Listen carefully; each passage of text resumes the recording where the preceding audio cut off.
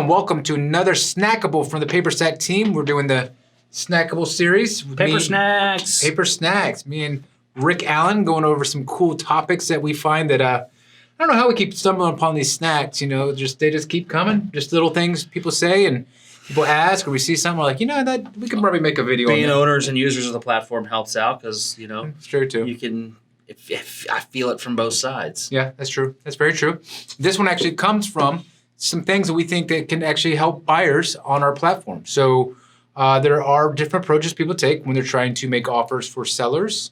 And we have noticed patterns that sellers don't like. They're off-putting is what they are. They're off-putting, and it makes it, man, this business is about, Paperstac for sure is about making business seamless and frictionless. Mm-hmm. And some of these buyers out there, it's just, I don't think it's on purpose. And so I want to help out. Yeah. Most of it's usually, from what I understand, is that a lot of it would probably be newer buyers that have been sent out into the field with a set of instructions. Best way to say it. That's exactly right. So this is your instruction list. Go find it.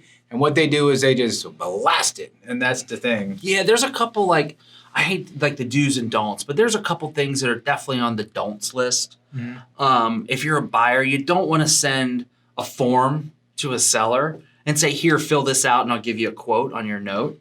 And usually that form has got a bunch of stuff like last sale date, purchase price, down payment, credit score, last payment date, interest rate, borrower's eye color, it's just some ridiculous stuff that is like, as a seller, you might not know. No, there's some stuff you may not have that information for. Which could stop the whole process if you as a buyer, because they sit and they go, well, I don't know half this. I don't feel like researching it. I'm going to go get an offer from a buyer. Well, not to mention that if you're a buyer sending me a form and I've got another buyer that's not, and that buyer is, maybe they're $1,000 or $2,000 less than you. I'm like, they're engaged with me. We're moving along.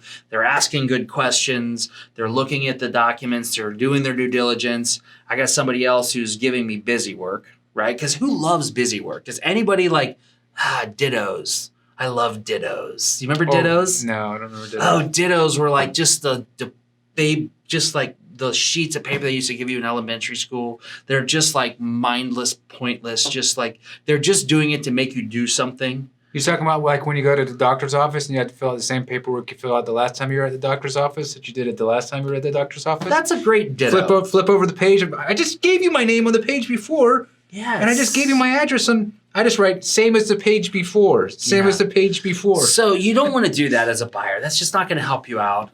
It may get you blocked. We have a block feature on there. Another big don't is don't just run through the site and maybe find a seller that's got 50 assets for sale and then immediately start offering 50% of their list price. A lot of the sellers strategically price their assets, and what it looks like is if you go through there and you just start bombarding or Christmas treeing the site, as I call it, and just taking and saying, all right, I'm going to go 50% of their purchase price, it shows that you've done little to any diligence and that you're literally just doing a shotgun approach, and that's really not a way to buy a loan. It's a really good way to get blocked. That is one. That's one of like the peeves of myself and a bunch of other sellers I've talked to is when somebody comes and does that. It's a waste of my time, and so it takes a lot of effort in me to respond to each one of those offers, and it's burying in my timeline other people who are putting in diligence, and so it's very likely it could lead to a buyer getting blocked. That's, you never want to block somebody because at the end of the day, they could actually be a real buyer. So I try to get to the bottom of it, talk to them, what's going on, explain a couple of these offers. If it jives and it makes sense, I'm like, well, okay. If they say, look, this is my investment criteria, I've got to fall between this sort of return, and I think your value's a little low here. Hey, more power to you, dude. Great. But if you come back and you say, well, that's just where I need to be, that's basically telling me is like, well, you don't really have any sort of grounds for what you're offering, and that's a waste of my time because, if I've got 40 assets listed for sale and I've got 10 offers on each asset, that's 400 offers I have to talk to. And the guy that's soaking up my time and it can't give me a straight answer, that's just I'm going to decline the offer, cancel the transaction, and I'll probably block the guy or girl just because it's just one of those things where, look, man, Paperstac is an efficiency tool. And if you come in there and you're not making it efficient, then you're probably going to get bounced. And I'll go through and re-look at my block list, every month or two. And sometimes I let people off the block list and see if they'll do some business. And if not, Another way that can get you will leave a bad taste in seller's mouth for sure is that if they have the offer set as firm and you start a transaction and you try to negotiate in the timeline. They're like, what the hell? It's firm for a reason. Another way is if they say, make me an offer, which making me an offer will have no list price. It'll just be 0. And then they say, what's the lowest you'll go? Yeah, what's the lowest you'll go? It's like, wait a second, you're trying to beat me down on price, and you haven't even given me a price to even start at. Yeah. Yeah, it's tough, and that's the whole reason it's set at 0. Is I want to see what you offer. I want to see how you come up with I'm not negotiating against myself, and that's the thing. So those, yeah. And so, those are all great. Those are great points because those are things that they bother me as a seller personally, but I'm not unique. They bother a lot of the sellers, most of the sellers. Those things they're really a pain and really a thorn in the side. So we wanted to do something here and have a snackable on this because I think there's a lot of value that begin taken from this as a buyer to help you become a better buyer, become a better counterparty on the platform. Some of those questions that there's like a list of like 3 or 4 questions that most of the time sellers won't have the answer to, and most of the time they're not relevant. What was the purchase price? What's the down payment? What's the credit score? And then there's a bunch of other ones that they'll ask, which are right on. You could get most of that stuff you can get right off of the platform on the assets page.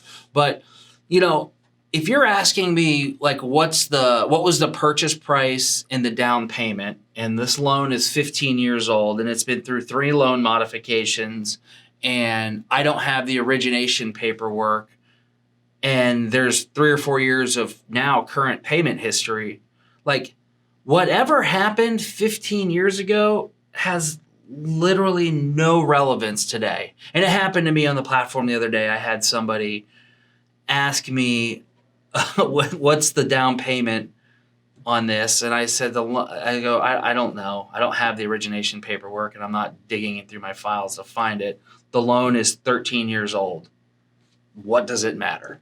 He goes, well, how do you expect me to make an educated offer if I don't have the down payment amount? And I go, the loan's 13 years old. Subtract 13 years from now. It was 2008 when this loan was written. So, it's one of those things where it's tough to kind of to accept those and take those borrowers serious, or those buyers. So I don't understand how would that knowing that how are they using that in a calculation? What was their idea of why that would be used? They would never give me that. There's sometimes that people, for instance, this would be an example of when that would be useful. This is an owner-financed loan that was originated last year. Yeah, because okay, yeah. Right? Because some people will originate owner-financed loans, and they'll do a $50,000 loan that you can get into the house for $500.